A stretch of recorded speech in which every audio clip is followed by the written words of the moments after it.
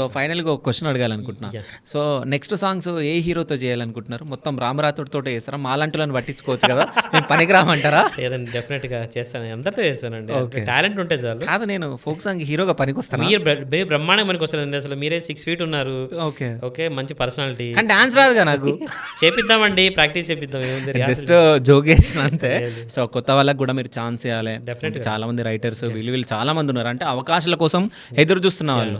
So అందులో కొంతమంది talent రాను బొంబాయి రాను బిఫోర్ రాముకి ఏం సక్సెస్ లేవండి గొప్పగా. నేను ఒక సాంగ్ పోయిన తర్వాత కూడా మళ్ళీ రెండో సాంగ్ రాను బొంబాయి రాను చేశాను కదా.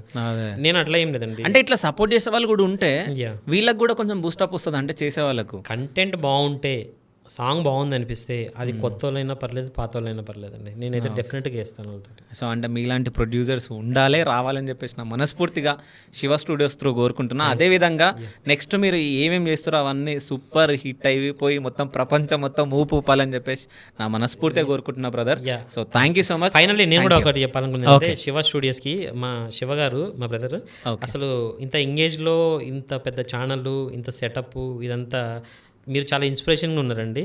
మీకు కూడా ఆల్ ది బెస్ట్. ముందు రోజుల్లో మీరు ఇలాగే వెళ్ళాలి ముందుకి, మీరు మంచి సక్సెస్, ఛానల్ని ఇంకా హ్యూజ్ లెవెల్ సక్సెస్ చేయాలని కోరుకుంటున్నా. థ్యాంక్ యూ, నాకు ఈ ఆపర్చునిటీ వచ్చింది. Thank you so much bro.